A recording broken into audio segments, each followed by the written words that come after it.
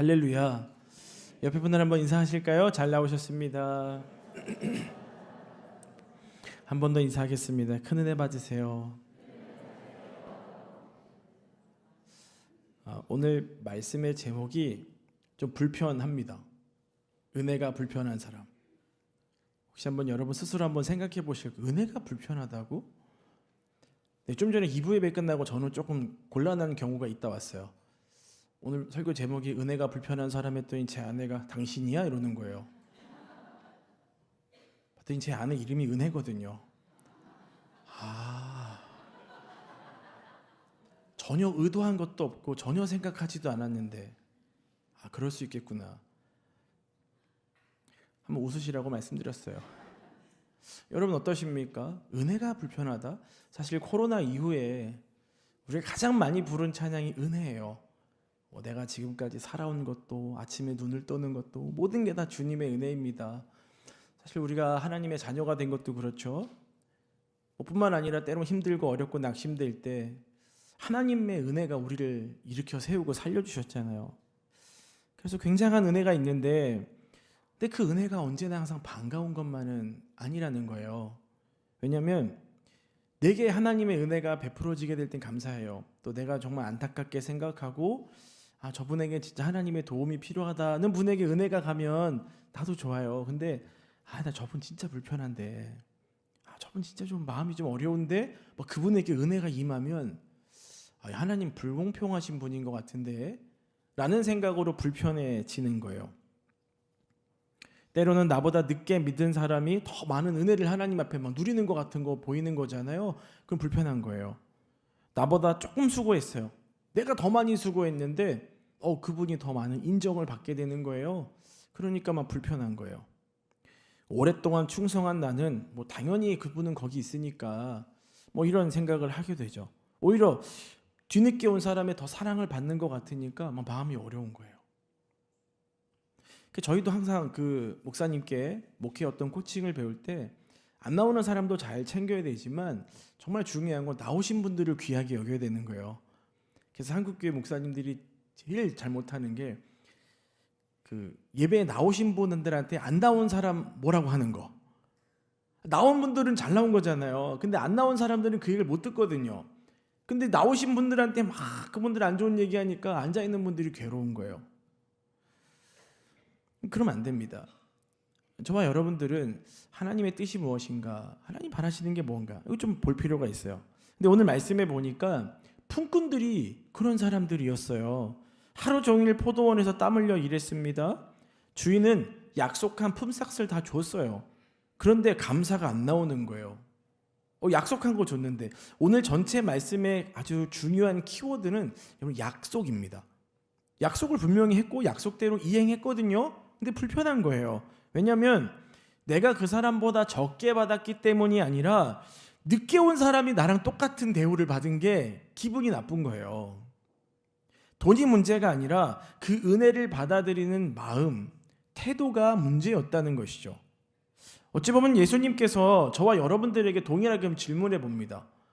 아니, 내가 받은 은혜만 볼 때는 감사한데 다른 사람을 보게 되면 불편해지는 거예요. 여러분, 우리가 왜 은혜를 잊으면 안 되는가? 그리고 비교가 시작될 때 어떻게 우리의 마음에 문제가 생기는가를 좀 살펴보면서 정말 주님의 은혜가 저와 여러분 삶에 머물기를 축복합니다. 첫 번째예요. 은혜가 불편한 사람은 자신이 부름받은 은혜를 잊어버립니다. 사실 오늘 말씀을 이해하기 위해서는 그 앞에를 좀 봐야 돼요. 마태복음 19장을 좀 봐야 됩니다. 예수님이 길을 가고 계셨는데 한 부자 청년이 왔어요. 그 부자 청년이 예수님에게 이런 질문합니다. 예수님, 선생님, 어떻게 하면 영생을 얻을 수 있겠습니까? 질문을 해요.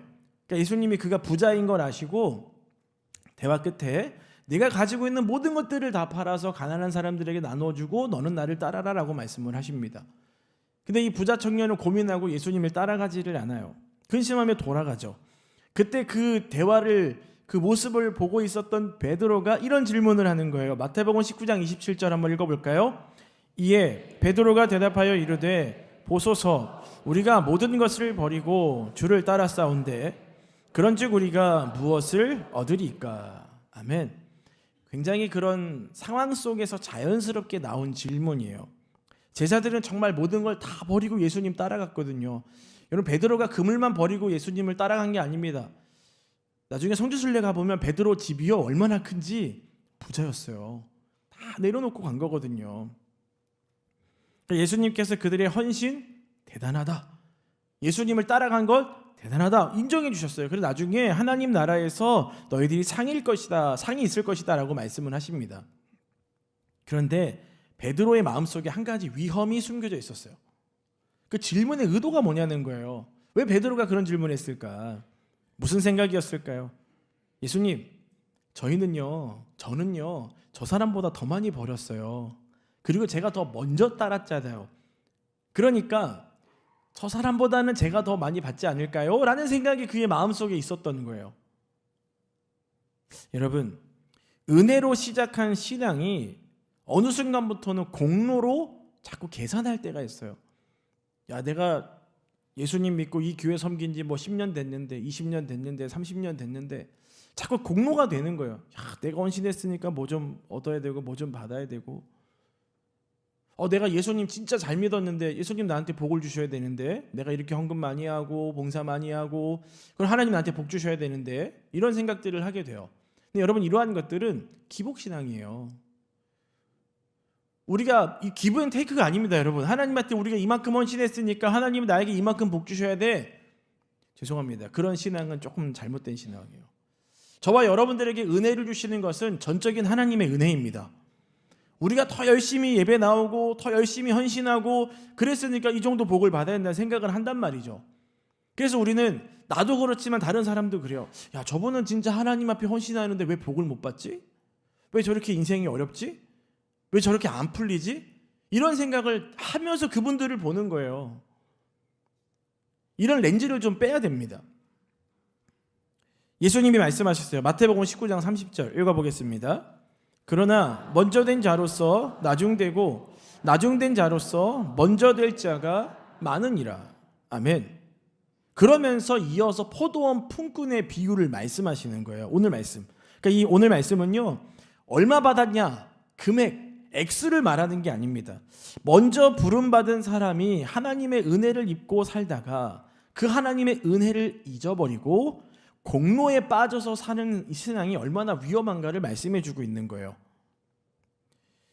자, 오늘 보면 1절 말씀 읽어보겠습니다.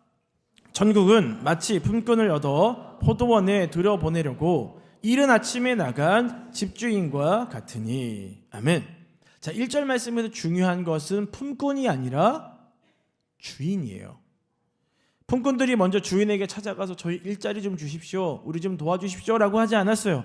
주인이 먼저 시장에 나가서 우리 밭에 와서 일할 사람이 누가 있는가 이렇게 본 것이죠. 그리고 보니까 정말 일을 안 하고 놀고 있는 사람들이 있어서 오라 그런 거예요. 우리 밭에 와서 일해라, 이렇게 얘기한 겁니다. 당시 일용직 노동자들에게 일자리를 얻는다는 것은요, 생존의 문제였어요. 그날 일하지 못하면잖아요, 가족이 먹을 게 없는 거예요. 그래서 어떻게든 그날 가서 일을 해야 되는 것이었습니다. 그런데 내가 찾아다녀도 모자랄 판에 주인이 와서 데려가는 거예요. 얼마나 감사해요. 와, 나를 이렇게 데려가다니. 모든 것은 주인의 부름으로부터 시작이 되는 것입니다. 저와 여러분들 신앙도 그래요.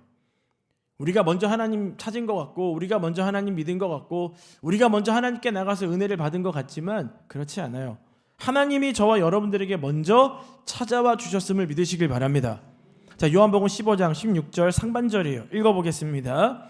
너희가 나를 택한 것이 아니요 내가 너희를 택하여 세웠나니. 아멘. 저와 여러분이 하나님의 자녀가 된 것도, 이 교회에 나와서 하나님을 예배하는 것도, 그 하나님을 섬기고 이 교회에서 봉사하는 것도 다 하나님의 은혜인 줄 믿으시길 바랍니다. 근데 자꾸 이 사실을 잊어요.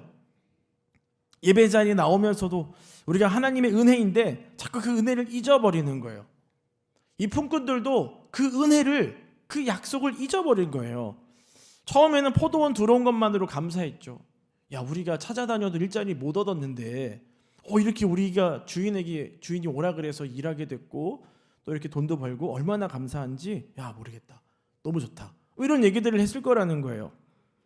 근데 시간이 지나가면서 감사를 잊어버리고 자꾸 내 수고를 보는 거예요. 나 진짜 열심히 일했어. 나 하루 종일 일했어. 나 이 땡볕에서 땀 흘리면서 일했어. 자꾸 내 수고를 보는 거예요. 내가 부름받은 은혜보다 내가 지금 하고 있는 수고, 그 헌신이 더 커 보이는 거예요. 저와 여러분들도 신앙생활 하다 보면은 그런 실수를 할 때가 있습니다. 처음 만났을 때, 예수님 만났을 때는요, 그냥 이 자리에 있는 것만 해도 감사해요. 어쨌든 막 찬양만 해도 눈물이 나고, 말씀을 읽기만 해도 눈물이 나고, 은혜가 감사한 거예요. 그저 그냥 나를 하나님이 사랑하시는구나, 그거 하나만으로도 너무나 감사한 거예요. 그러니까 그런 마음이 있으니까 뭐해요? 지나다니다 보면은 교회 쓰레기 있으면 줍기도 하고, 내가 혹시 할 일 없나, 주방, 주차 이런 데 가서라도 얼마든지 헌신하고 봉사하는 거 감사하니까. 시간이 지나면 마음이 조금 바뀌는 거죠. 저도 예수님 믿고 너무 하나님 만나고 나서 너무 감사해서 교회에서 청소도 하고 주보도 만들고 되게 많은 일을 했어요. 현수막도 제가 달고. 그런데 나중에 사람이 바뀌더라고요. 나중에 보니까 저밖에 없는 거예요. 야, 이게 뭐야? 나만 혼자 있어? 왜 나만 수고하고 있지? 이런 생각이 들면서 갑자기 내가 하고 있는 일이 짐처럼 느껴지는 거예요. 하루는 크리스마스 예배드리고 다음 날이 주일이었어요. 선생님이 저한테 야, 너 주보 네가 만드니까 주보 만들어, 이러고 다 집에 갔어요. 교회에 혼자 있었어요. 저 혼자. 그때는 우리 성탄절 전날에 교회에서 밤새고 놀았잖아요. 밤새고 놀고 예배드리고 주보 만드는데 왜 그렇게 서러운지, 주님 이게 뭡니까? 막 이러면서 참 그때 어렸죠. 믿음도 없고. 근데 은혜는 있었었는데 그게 자꾸 바뀌는 거예요. 여러분, 사도 바울이 이런 고백을 했습니다. 고린도전서 15장 10절 읽어볼까요?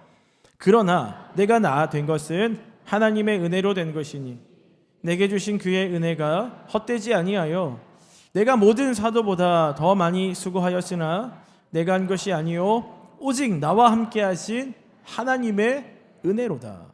아멘. 바울은 누구보다 수고 많이 했어요. 그런데 자기가 수고하고 애쓴 것을 자랑하지 않았습니다. 그럼 내가 한다라고 생각하면 어때요? 바울이 매도 많이 맞았거든요. 배가 파손돼서 죽을 뻔한 적도 여러 번 있었거든요. 내가 한다 그러면 어떤 생각이 듭니까? 그만해야 되겠다. 내가 이렇게 매 맞으면서까지 이 일을 해야 돼? 포기할 거잖아요. 근데 바울이 뭐라고 말합니까? 하나님의 은혜다. 내가 그렇게 어려움 중에도 이 사역을 감당할 수 있었던 것은 다 하나님의 은혜다. 여러분, 이것이 바로 은혜를 잊지 않는 사람의 고백이에요.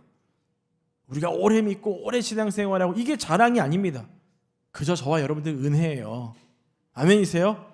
때로는 신앙에 연약함도 있을 때가 있고, 때로는 넘어질 때도 있고, 때로는 좀 쉬었다 갈까 이런 생각도 들 때가 있지만, 여기까지 온 모든 것들은 다 하나님의 은혜인 것입니다. 그래서 여러분들이 신앙 오랫동안 갖고 여기까지 왔다 감사하시길 바래요. 주인의 포도원에서 오래 있었다, 아침부터 일을 했다, 여러분 손해본 게 아닙니다. 더 오랫동안 주인과 함께하는 복을 누린 것이죠. 주인이 어떤 마음인가, 어떤 사람인가를 알게 된 거예요. 근데 그걸 감사해야 되는데 그 마음이 싹 사라졌던 거죠. 여러분, 저와 여러분들 은혜를 기억하는 사람이 되시기를 축복합니다. 두 번째예요. 은혜가 불편한 사람은 감사보다 비교하기 시작합니다. 포도원 주인은 아침에만 간 게 아니었어요. 아침 9시, 정오, 오후 3시, 심지어 5시까지도 사람을 부르러 간 거예요. 아무도 불러주지 않는 사람들. 여러분, 6시에 일 끝나는데 5시에 누가 불러주겠습니까? 손해잖아요. 근데 이 주인은 불러준 거예요. 참 감사하죠. 자, 일이 끝났습니다. 품삯을 주게 되는데 제일 늦게 온 사람부터 주기 시작한 거예요. 5시에 온 사람부터 한 데나리온을 줬습니다. 그러니까 아침 9시에 온 사람이 그걸 딱 보는 순간 어떤 마음이 들어요? 기대감이 생기는 거예요. 1시간 일했는데도 한 데나리온을 줘?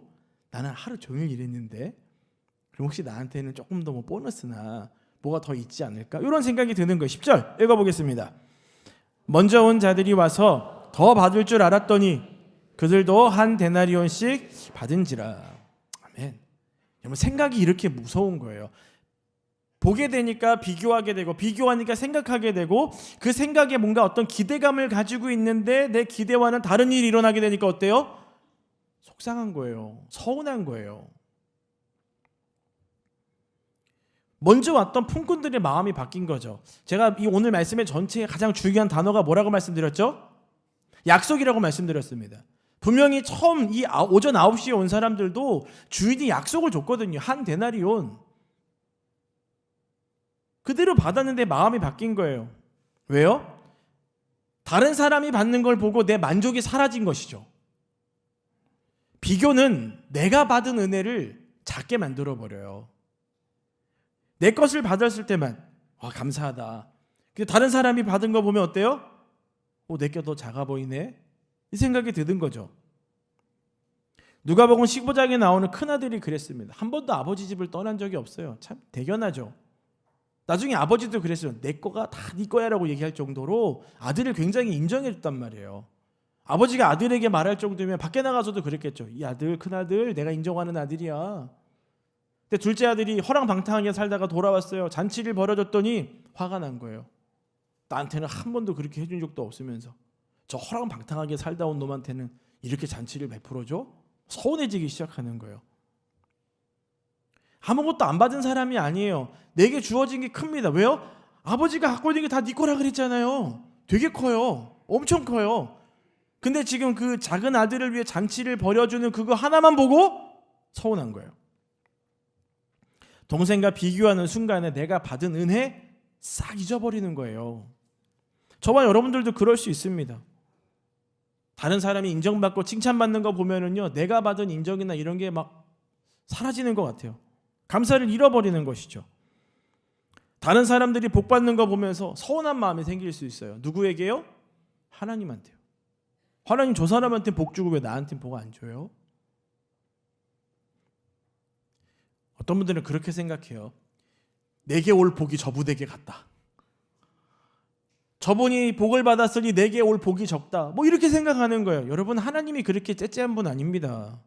그분에게 필요한 건 그분에게 주신 것이고 내게 필요한 건 내게 주시는 거예요. 여러분, 하나님은 전능하신 분입니다. 우리가 그 믿음을 가지고 하나님을 바라봐야 돼요.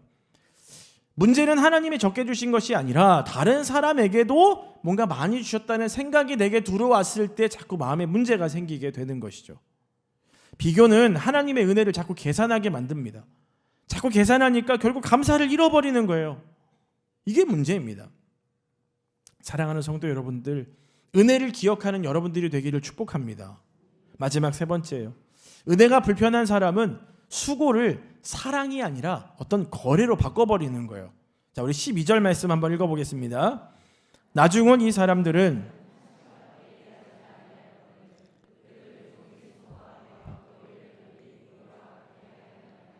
아멘. 문제는 돈이 아니었어요.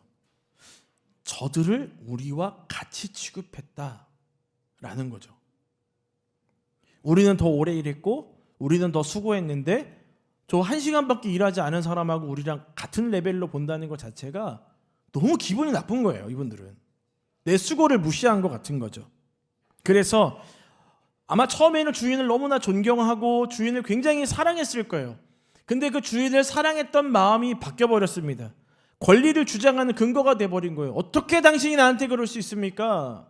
어떻게 1시간밖에 일하지 않은 사람과 하루 종일 일한 나를 똑같이 여기는 거예요?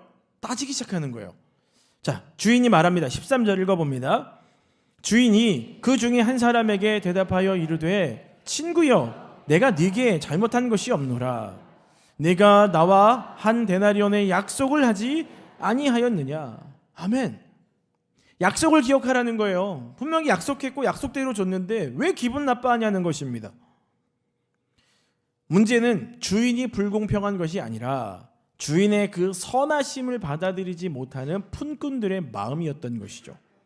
그래서 그 주인이 마지막으로 물어요. 15절 읽어보겠습니다. 내 것을 가지고 내 뜻대로 할 것이 아니냐. 내가 선함으로 네가 악하게 보느냐. 아멘. 원문을 보면은요, 네 눈이 악하다는 거예요. 네가 눈이 악하니까 나를 볼 때 그렇게 보는 거지. 나는 아무런 문제가 없는데 너 왜 그러니라는 거죠. 저와 여러분들도 아까도 제 얘기를 잠깐 드렸지만 예배를 드리고 교회에서 헌신하고 봉사하고 하다 보면 그런 마음이 들 때가 있어요. 비교하는 거예요. 누가복음 10장에 나오는 마르다가 그랬습니다. 마르다는요, 예수님 엄청 사랑했어요. 마리아도 예수님 엄청 사랑했어요.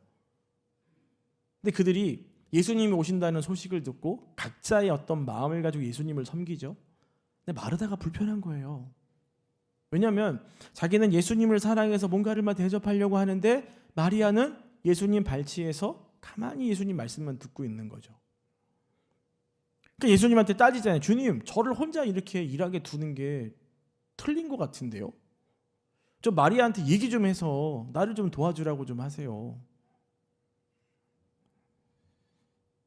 왜 그런 마음이 들었을까요? 그러니까 예수님한테 너무 사랑하는데 서운한 거예요. 왜요? 비교하니까요. 비교하는 순간 사랑은 거래가 되는 거예요. 내가 이렇게 해줬는데 왜 나한테 이렇게 보답하지? 우리게 배우자들에게 그럴 수도 있고 자녀들에게도 그럴 수 있고, 야, 내가 너를 위해 헌신한 게 얼만큼인데 너가 나한테 이러니? 아니, 배우자에게 내가 당신에게 이만큼 헌신했는데 당신은 어떻게 나한테 이럴 수 있어? 거기서 더 심각한 대화는 뭐예요? 누구네 집 누구 아빠는 안 그러던데. 이러면 이제 그때부터는 대화가 굉장히 심각해지는 거죠. 여러분, 저와 여러분들의 섬김은 하나님과의 거래가 아닙니다. 아멘이세요? 이 자리에 예배하는 것도, 이 자리에 나와서 하나님, 제가 오늘 예배 드렸으니까 한 주 평안하게 해주세요. 제가 예배 드렸으니까 이번 주 복 주셔야 됩니다. 여러분, 제발 하나님하고 딜하지 마세요. 아멘이십니까? 우리가 이 자리에서 하나님을 예배하는 것은 합당한 이유입니다. 당연히 하나님을 예배해야 되는 거예요. 그리고 하나님이 우리에게 주시는 것들은 전적인 하나님의 은혜인 것입니다. 내 삶에 주어지는 것들이 하나님이 주시는 것들이기 때문에. 근데 여러분, 그렇다고 하나님이 전적인 주권을 갖고 계시니까 알아서 해주십시오, 이건 아니에요. 성경에서 구하라, 찾으라, 두드리라고 말씀하셨기 때문에 기도하셔야 됩니다. 자, 결론적인 부분인데 이걸 좀 여러분들이 좀 마음에 품었으면 좋을 것 같아요. 뭐냐면 여러분들이 하나님을 섬기는 모습이 하나님을 사랑해서 섬기는 것인지 아니면 또 어떤 것을 받기 위해 섬기는 것인지 한번 여러분 스스로를 돌아보시기 바랍니다. 은혜를 기억하는 사람은 끝까지 감사합니다. 하지만 공로를 계산하는 사람은 결국은 서운한 거예요. 하나님께도 서운하고 교회에도 서운하고 사람한테도 서운한 거죠. 자, 결론이에요. 은혜는 계산하는 것이 아닙니다. 하나님과 함께 기뻐하는 거예요. 내가 먼저 받았고 나중에 온 사람도 받아요. 기뻐하는 거죠. 야, 주인이 마음이 이렇게 넓구나. 나는 주인의 그런 마음을, 그 공간에, 그 시간에 함께 있었다는 것만으로 감사해야 되는데 뭐 저 사람한테는 뭐 이렇고, 그런 마음이 있는 순간부터 내 마음의 평강이 깨져버리는 거예요. 사랑하는 여러분들, 저와 여러분들이 신앙생활을 한다면 늘 주님과 동행하며 감사하고 기쁨으로 살아가시기를 축복합니다. 그리고 내게 주신 은혜들에 감사하고 다른 사람이 받은 은혜가 있으면 기뻐해 주세요. 아, 하나님이 저분에게도 일하고 계시는구나. 내 삶에도 일하시고 내 삶에도 복 주시더니 이분에게도 하나님 일하시는구나. 진짜 우리 하나님 좋은 하나님이다. 그래서 그 하나님을 전하고 살아가는 거예요. 그게 저와 여러분들이 해야 할 일인 줄 믿으시길 바랍니다. 그래서 다른 사람에게도 하나님의 은혜를 베푸시는 것들을 바라보며 기뻐하시기를 주님의 이름으로 축복합니다.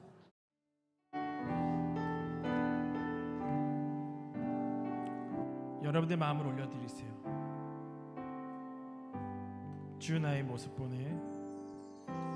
주 나의 모습 보네. 사랑 나의 마음 보시네. 주 나의 눈물 안에 홀로 울던 맘 아시네. 주 사랑 내게 있네. 주 사랑 내게 있네. 그 사랑이 날 세우네. 주 은혜 내게 있네. 주 은혜 내게 있네. 그 은혜로 날 세우네.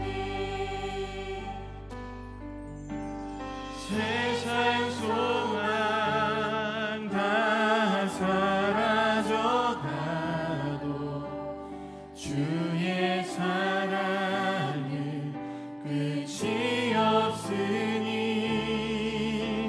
살아가는 이 모든 순간이 주 은혜임을.